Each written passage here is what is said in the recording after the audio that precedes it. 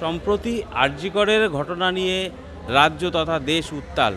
এমতো অবস্থায় দাঁড়িয়ে যে সময় মানুষ বিচারের দাবিতে রাস্তায় নামছেন, সেই সময়ে দাঁড়িয়ে আমরা দেখলাম মালদাতে আবার সেই এক নার্স এবং ডাক্তারের উপরে চড়াও হলেন। অভিযোগ উঠেছে তৃণমূলের বিরুদ্ধে। তৃণমূলের এক নেতা, যদিও তাকে গ্রেপ্তার করা হয়েছে। কি বলবেন? একদিকে আর.জি. কর ইস্যু নিয়ে মুখ্যমন্ত্রীও পথে নামছেন, অন্যদিকে সেই তৃণমূলের নেতার বিরুদ্ধেই আবার নার্সদের আক্রান্ত করবার অভিযোগ উঠছে।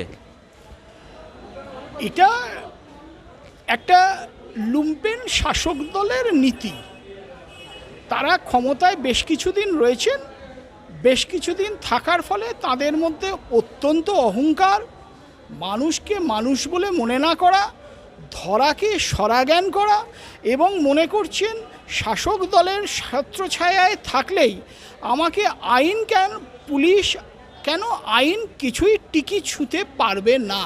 সেই জন্যই তারা এই সমস্ত উপায় অবলম্বন করছেন, মানুষের ওপর অত্যাচার নামিয়ে আনছেন, মানুষের ক্ষতি করার চেষ্টা করছেন, মানুষের ওপরে নির্মমতা নামিয়ে আনছেন। এইগুলি সমস্ত হচ্ছে, মানুষ এগুলো নজর রাখছে। নিশ্চয়ই উপযুক্ত সময়ে যথোপযুক্তভাবে তার উত্তর দেবে, মানে প্রত্যুত্তর দেবে।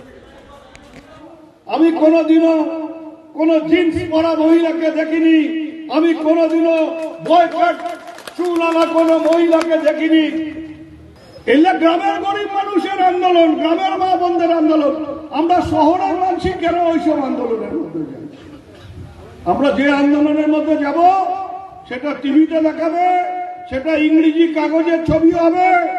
আমরা মরা মানুষকে নিয়ে আন্দোলন করব, কিন্তু জীবিত মানুষ যেন মরে না যায় সেটা নিয়ে আমরা আন্দোলন করব না, সেটা নিয়ে আমরা সমাজ গঠন করতে যাব।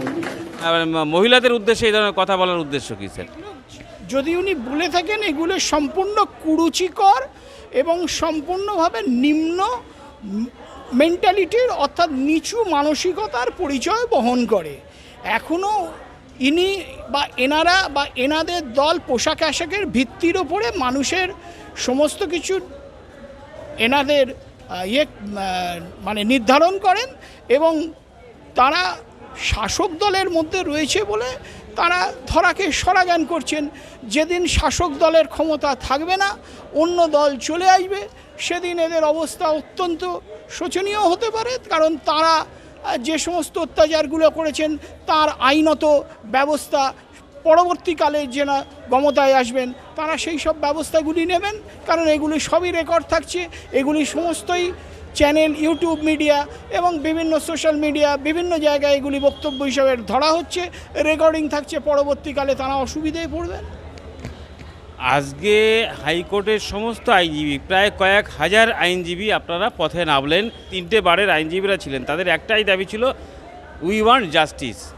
মিছিলটা সুন্দরভাবে সংগঠিত হলো, কিন্তু মিছিল শেষে আমরা দেখতে পেলাম হাইকোর্টের লনে আপনার সিনিয়র আইনজীবী কল্যাণ ব্যানার্জি, তিনি এখানে এসে একটা জটলা পাকানোর মতো অবস্থা তৈরি হলো, এবং তিনি মুখে একথাও বললেন, মমতা ব্যানার্জি মুখ্যমন্ত্রী যে কথা বলেছিলেন ভাঙচুর করেছে সিপিএম এবং বিজেপি মিলে আর.জি. কর হাসপাতালে, উনি আজকেও সেই একই কথা বললেন, সিপিএম এবং বিজেপি মিলে, ডিওএফআই মিলে ভাঙচুর করেছে আর.জি. কর হাসপাতালে।